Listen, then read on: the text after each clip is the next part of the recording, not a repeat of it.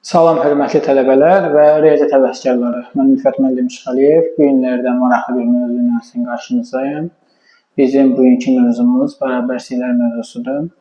Mövzuya keçməmişdən əvvəl bildirmək istərdim ki, məşğələlərlə bağlı səhifədə qeyd olunan nömrəyə əlaqə saxlaya bilərsiniz. İnşallah ki, video dərslər sizlər üçün xeyirli və faydalıdır. Baxaq mövzu izahımıza. Mövzumuz bərabərliklər.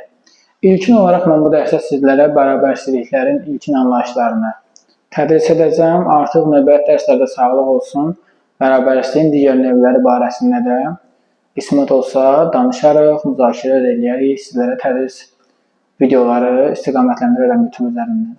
Baxaq dərs izahına. İlk olaraq hər hansı bir interval şəklində və yaxud da ələdoxu üzərində bərabərlik verilir. Məsələn, deyilir ki, bərabərlik A-nı almır, yəni içi boşdur, B-ni də almır, içi boşdur. Onda bərabərlik belə bu formada göstərir. Yəni A-dan B-yə qədər qiymətlər alır. Məsələn, biz bunu belə göstərə bilərik ki, burada mən nümunə üçün yer saxlamışam. Məsələn, belə göstərə bilərik. Ələdoxu belə göstərək, təqribi. Məsələn, buraya yazaq 4, buraya yazaq 7. Yəni, burada alan qiymətlər nə olacaq? 4 ilə 7-nin arası. Nədir? 5, 6 və s. Bax, bu da onu bildirir ki, sənə. A ilə B 4 ilə 7 arasını alacaq və həmin bu ifadəni göstərilir. İnterval şəklində də göstərilir ki, 4-dən 7-yə yumru mötərizə şəklində, yəni 4 ilə 7-ni almır, yəni ucları almır. İkincisində fikir versək görərsiniz ki, buranın içini dairələnmişik. Yəni A-nın qiymətini alır. Məsələn, necə? Məsələn, bunu dairələdiksə, yəni 4-ü alır. 4-ü alırsa, avtomatik olaraq onun nə baş verəcək? 4-ü aldığına görə buradan aşağısına xətt düşür, yəni A-nı aldığına görə olur xətt, yəni A-nın qiymətini alacaq və olur kvadrat mötərizə.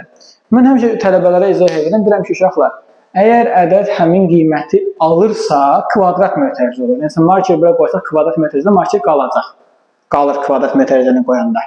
Amma yumru mötərizə olanda isə qalmır, sürüşüb düşür.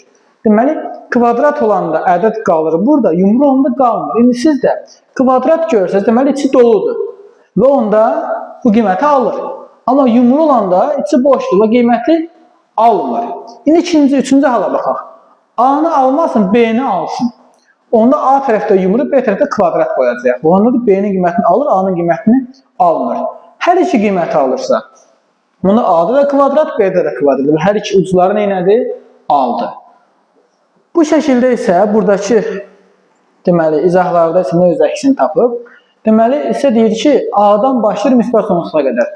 Tutaq ki, x-in aldığı qiymətlər 5-dən müsbət sonsuzluğa qədərdir. Yəni nə? 5-dən müsbət sonsuzluğa. 5-i almır, 5-dən başlayır, 6-7-dən başlayır almağa. Çünki içi boşdur.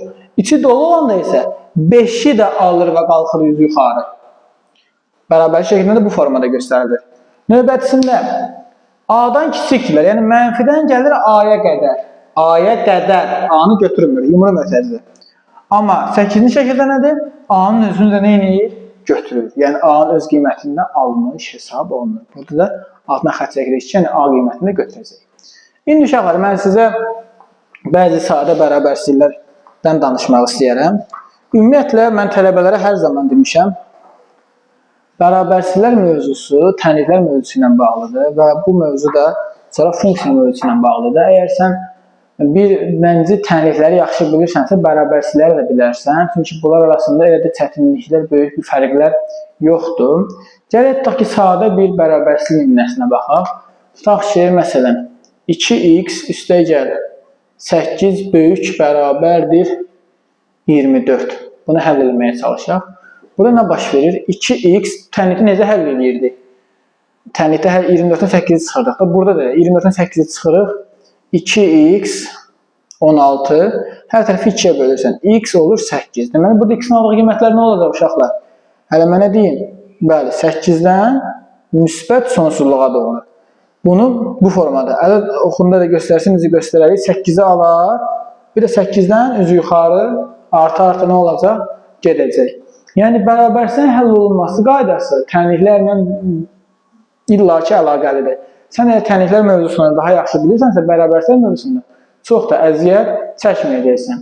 Bəzi qısa qeydlər də mən sizə deyim bu mövzu ilə bağlı ki, bərabərliklərdə uşaqlar siz bilməlisiniz ki, toplayanda və vuranda bərabərsizlər olduğu kimi vurulur. Toplayanda və vuranda. Amma böləndə və çıxanda isə çarpaz. Məsələn, necə? Tutaq ki, 3, x, 8, 4, y, 15. Bunlar tərəf-tərəfə topla.